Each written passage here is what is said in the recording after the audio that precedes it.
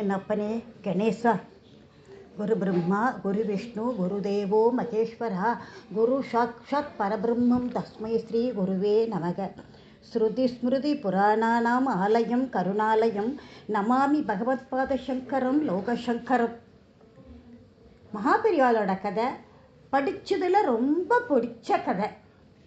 நான் அதை அவங்களோட பகிர்ந்துக்கிறேன். ஸ்கிப் பண்ணாமல் பாருங்கோ, ரொம்ப நல்லா இருக்குது.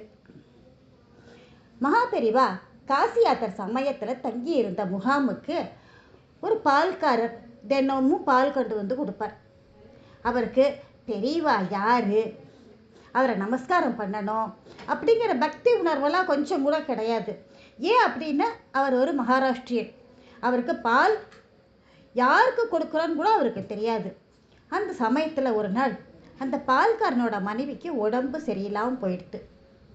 நாள் ஆக உடம்பு ரொம்ப மோசம் ஆச்சு. அத்தனை காரியமும் ஓடி ஆடி வேலை செஞ்சவ ஒரு வாரத்தில் நிற்க முடியல, நடக்க முடியல, தடுமாறுறா. உடம்புல நிற்க நடக்க கூட அவகிட்ட சுத்தமாக முடியல, எல்லாம் சக்தியெல்லாம் போயிடுது. பால்காரர் அவளை ஒரு டாக்டர்கிட்ட கூட்டிகிட்டு போனார். அவளை நல்லா பரிசோதனை பண்ணின டாக்டர், இவளுக்கு ஒரு விதமான கேன்சர் நோய் பாதிப்பு ரொம்ப ஆயிடுத்து, இதுக்கு எந்த வைத்தியமும் இனிமேல் கிடையாது, பொண்ணை காப்பாற்ற முடியவே முடியாது அப்படின்னு சொல்லிட்டார். மனசில் கவலை, அப்படியே கவலையோடு வந்துட்டார். ஆனால் தொடர்ந்து மகானோட முகாமுக்கு பால் கொண்டு வந்து கொடுத்துட்டு இருந்தார். அதை நிறுத்தலை. வழக்கத்து மர பால்காரோட முகத்தில் தெரிஞ்ச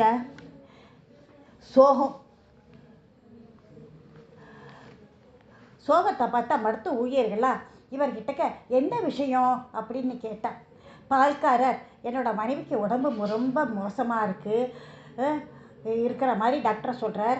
அதோடு என்னோட மனைவிக்கு என்ன உணவு கொடுக்கணும் அப்படிங்கிறதையும் பால்காரர் மருத்துவர்கிட்ட கேட்டபோது, அந்த பொண்ணு பிழைக்கிறதே ரொம்ப அதிசயம், இன்னும் இருக்க போகிறது கொஞ்சம் காலம்தான், அதனால் அவள் விருப்பப்பட்ட ஆகாரத்தெல்லாம் கொடுன்னு டாக்டர் சொல்லிட்டார். அவளுக்கு எதுவுமே ஆசை இல்லை சாப்பாட்டு பேரில், கேட்டாலும் கொண்டு சொல்ல மாட்டேங்கிறாள். அவள் ரொம்ப விரும்பி சாப்பிட்றது பச்சை மிளகாயை அப்படியே பதம் பண்ணி அதை சாப்பிடுவாள். நானும் அதே மாதிரி தான் அவளுக்கும் கொடுத்துட்டுருக்கேன். அது பச்சை மிளகாய் கொடுக்கறது ரொம்ப ஆபத்துன்னு எனக்கு தெரியும், இருந்தாலும் எனக்கு வேறு வழி தெரியல அப்படின்னு ரொம்ப வேதனையோடு சொல்கிறார். பால்காரனோட வேதனையோடு வர்ற பால்காரனோட பரிதாப தோற்றம் சிப்பந்திகள் மனசில் பரிதாபத்தை ஏற்படுத்திட்டு பால்காரரை பற்றி மகாபெரிவா கிட்ட சொல்லி ஆறுதல் தேட முடிவு பண்ணினான்.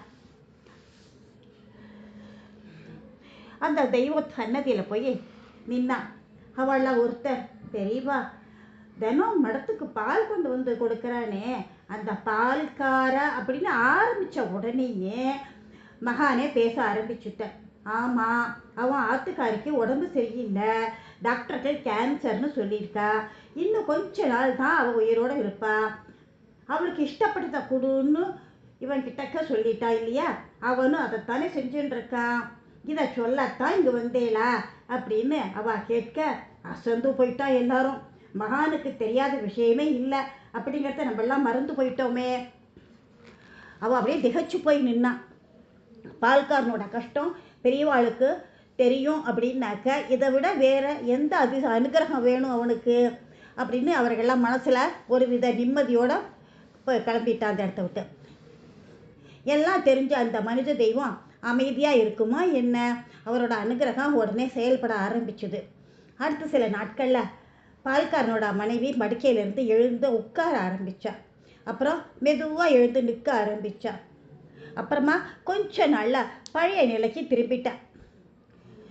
ரொம்ப ஆரோக்கியமாக நடமாட ஆரம்பித்தா. அதனால் ரொம்ப ஆனந்தம் அடைஞ்ச அந்த பால்காரன் மறுபடியும் தன்னோட மனைவியை டாக்டர்கிட்ட கூட்டிகிட்டு போனான். அவளை பரிசோதனை பண்ணின டாக்டர் முதல்ல தன்னையே நம்பலை. அந்த பொண்ணுக்கு நோய் இருந்த மாதிரியே தெரியல, ரொம்ப வியப்பா. எந்த டாக்டர்கிட்ட கூட்டிகிட்டு போன, அவர் என்ன ட்ரீட்மெண்ட் கொடுத்தார், இது ரொம்ப முத்தின நோய், இதுவே குணமாயிடுத்து, அந்த டாக்டர் கொடுத்த மருந்தை நான் மற்றவாளுக்கு கொடுக்கலாமா அப்படின்னு தான் கேட்குறேன். பால்காரருக்கு ஒன்றுமே சொல்ல தோணலை. மகாபிரிவா என்னும் தெய்வம் தன் மனைவியை குணப்படுத்தின்னு கூட அவருக்கு தெரியுமா என்று தெரியாது. அடுத்த நாள் அந்த சந்தோஷத்தை மடுத்து சிப்பந்திகள்கிட்டலாம் வந்து சொன்னபோது அது அவளுக்கு ஆச்சரியத்தை தரல. காரணம், மடத்து ஊழியர்கள் எல்லோருக்குமே மகா பெரிவாளின் அருட்பார்வையின் அற்புதம் நன்னா தெரிஞ்சு கொடுத்த அவளுக்கு இதெல்லாம் மகா பெரிவாளோட அற்புதம் தான் அப்படின்னுட்டுன்னு அவள்கிட்ட என்ன பேசுவா? ஸ்ரீ சந்திரசேகரேந்திர சரஸ்வதி ஆச்சாரிய சுவாமிகள் மகா பெரியவா